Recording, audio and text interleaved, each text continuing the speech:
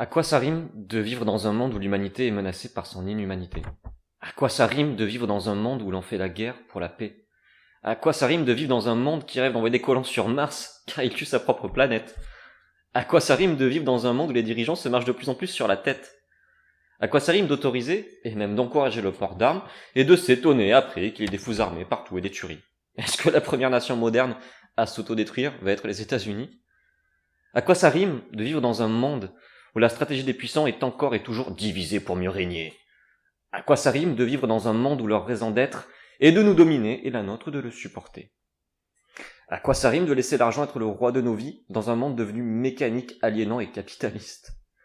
À quoi ça rime de ne rien dire ou de ne rien faire face à ça? Est-ce qu'on est tous devenus de gros masochistes?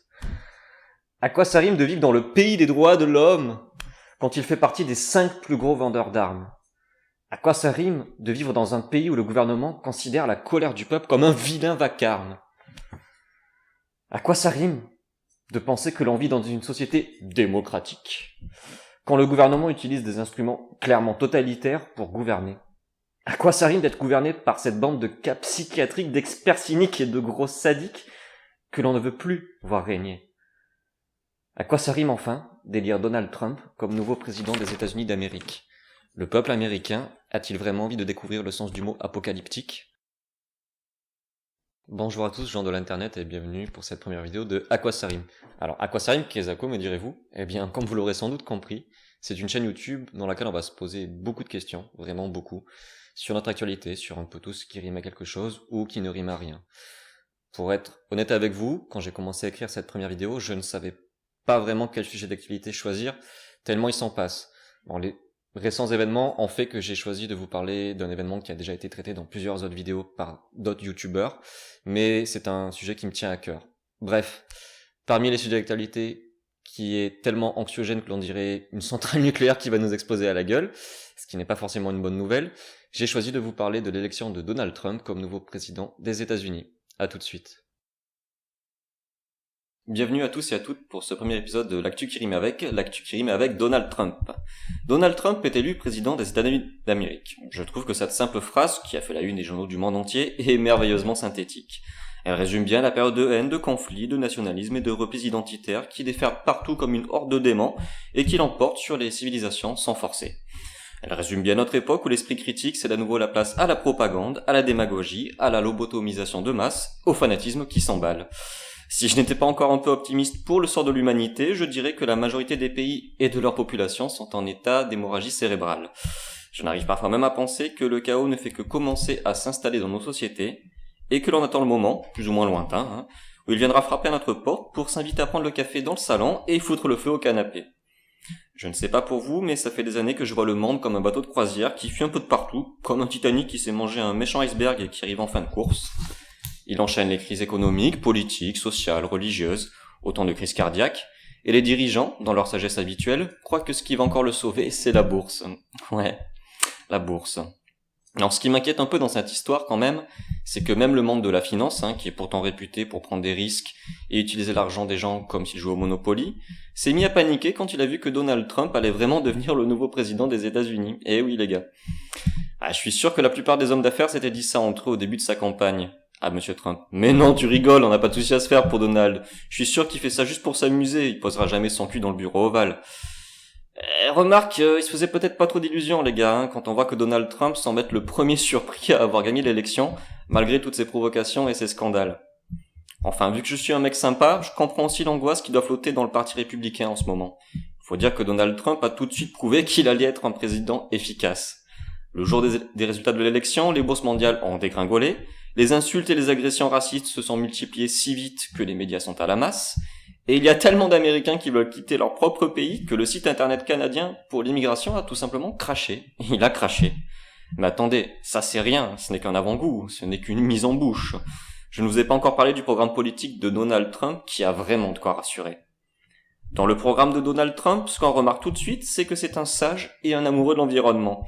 C'est pour ça qu'il pense que la nature n'a pas besoin de la politique pour être préservée, et qu'il veut donc quitter la COP21 et annuler l'accord de Paris sur le climat. C'est aussi pour ça qu'il veut encore encourager la production d'énergie fossile au lieu de la limiter, car selon lui, le réchauffement climatique est une supercherie, un complot des Chinois pour affaiblir l'industrie américaine, une invention des aliens ou je ne sais quoi encore. Bref, en tout cas, il n'existe pas.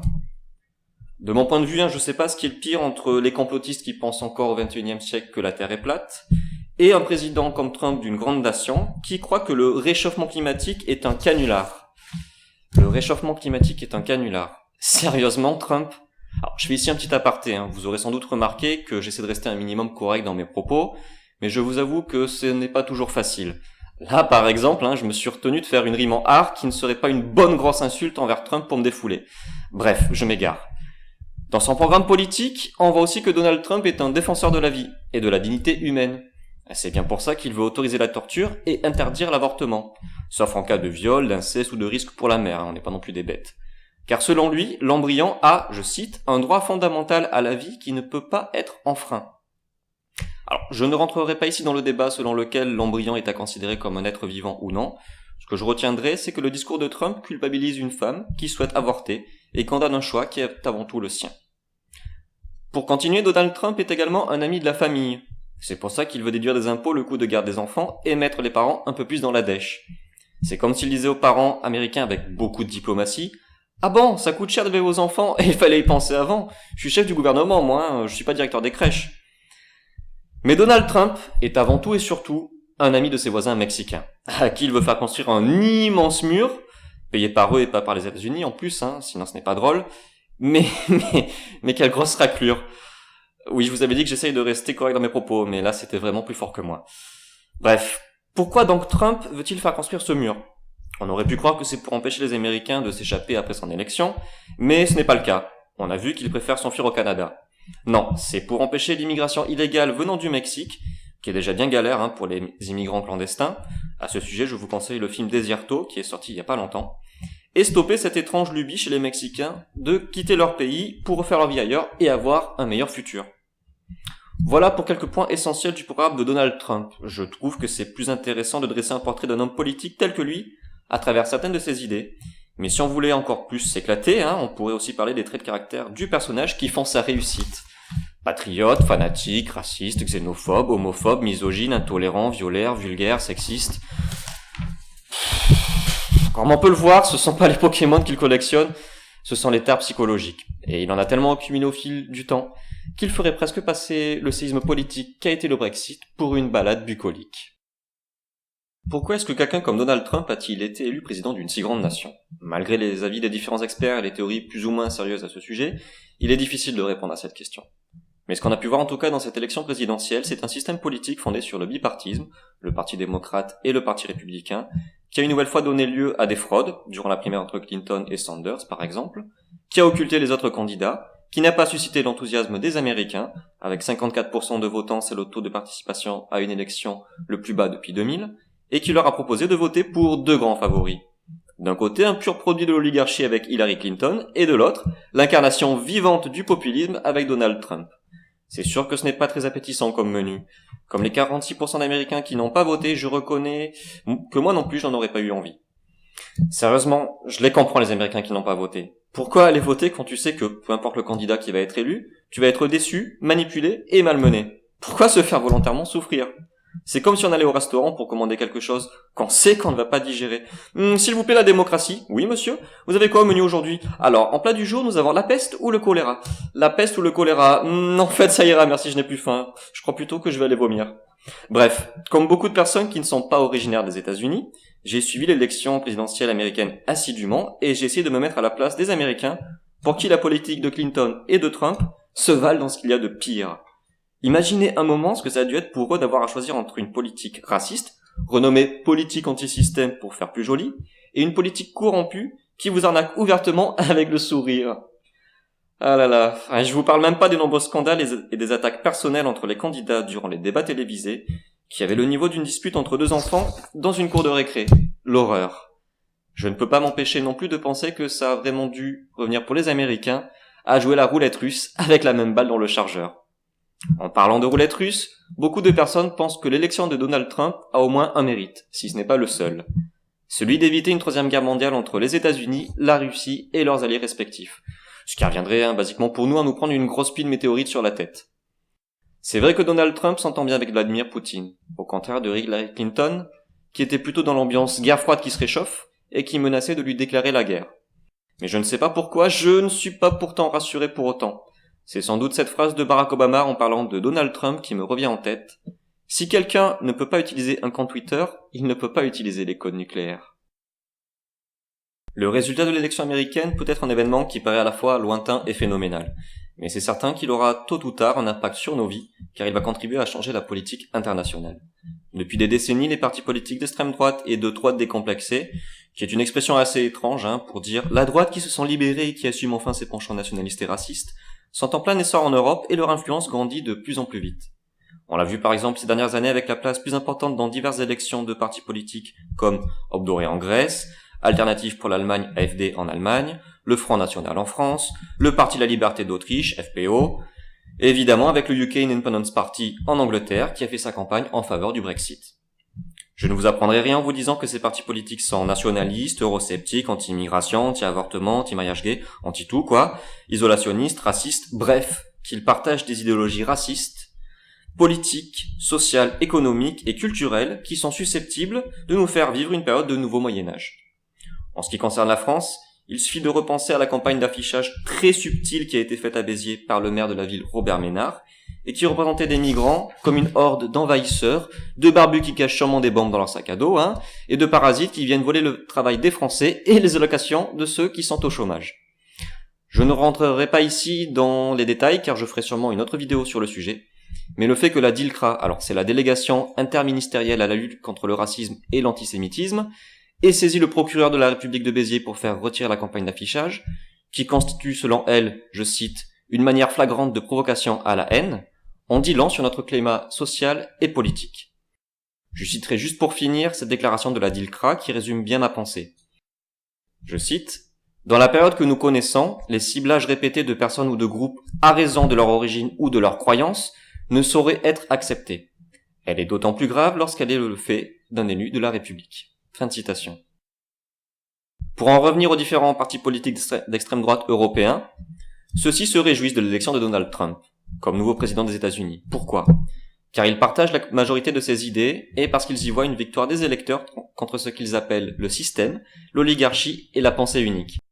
À ce niveau, ça part peut-être d'une bonne intention, car on est nombreux à se rendre compte aujourd'hui que nous vivons dans des périodes des parodies de démocratie et que les individus ne sont pas égaux. Mais pour en revenir à la campagne d'affichage de Béziers, le fait de représenter les étrangers comme des envahisseurs, des ennemis et des dangers potentiels pour les habitants et pour la nation, comme ça a été fait dans les années 1930 par la propagande nazie envers les juifs, me laisse quand même très sceptique.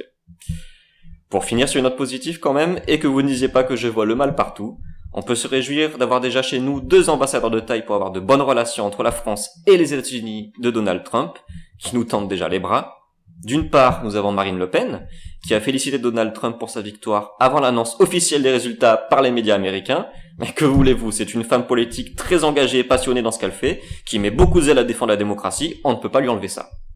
Et d'autre part, nous avons Robert Ménard, qui a invité Donald Trump à Béziers dans une lettre d'amour enflammée, où il lui dit, je cite, « Nous partageons en effet avec vous, monsieur Trump, certaines valeurs et nous défendons comme vous la famille, les frontières, les traditions, la nation, le combat contre le mondialisme et le terrorisme. » Ah, c'est beau, je l'avoue. Il n'y a vraiment rien à ajouter.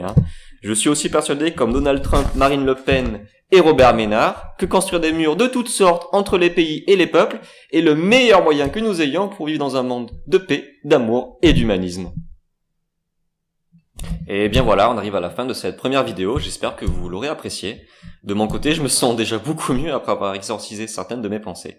Ça fait un moment que je réfléchis et que j'écris sur un peu tout ce qui se passe dans l'actualité, et j'ai fini par avoir envie d'en parler autour de moi, de tout simplement le partager. Vu tout ce qui se passe dans le monde et dans notre pays depuis des mois, je pense que c'est plus que jamais important qu'on en parle ensemble, qu'on fasse entendre notre voix. Je vous assure, vu la quantité innombrable d'énormités que nos représentants politiques et que leurs amis du monde intellectuel et médiatique débitent à longueur de journée sur pratiquement toutes les chaînes, je suis souvent à 2 doigts d'exposer mon seuil de tolérance à l'égard de la connerie humaine. Alors au lieu d'enchaîner les crises de nerfs, les crises d'angoisse et les moments de détresse où je finis littéralement roulé, en boule dans mon canapé ou couché sur le sol en mode PLS, j'ai préféré me lancer dans une espèce de thérapie de groupe expérimentale où l'on peut exorciser toutes ces atrocités et ces absurdités qui sont de plus en plus infernales. Pour conclure cette première vidéo, sur une note poétique, je voulais partager avec vous cette citation tirée de la BD Le Combat ordinaire de Manu Larsenet, qui a été adapté en film depuis et dont je vous recommande la lecture si vous ne connaissez pas. Le pur désespoir pose des questions tellement essentielles qu'il ne peut s'accommoder d'idéologie. L'escroquerie idéologique, c'est de convaincre qu'il existe une vérité. Le réel n'importe plus alors que dans la mesure où il peut se plier pour s'y conformer. Pourtant, la rue ou les métastases, par exemple, sont abyssalement indifférentes au CAC 40 ou à la ligne du parti. On m'objectera sans doute qu'elles le sont tout autant à la poésie et on aura tort. Délestée de toute logique, la poésie est la seule manière de remarquer ce qui est précieux. Depardon, Brassens, Miyazaki, Cézanne, Monty Python, Monet, Brel, Desproges, Baudelaire, Van Gogh, la poésie rachète tout.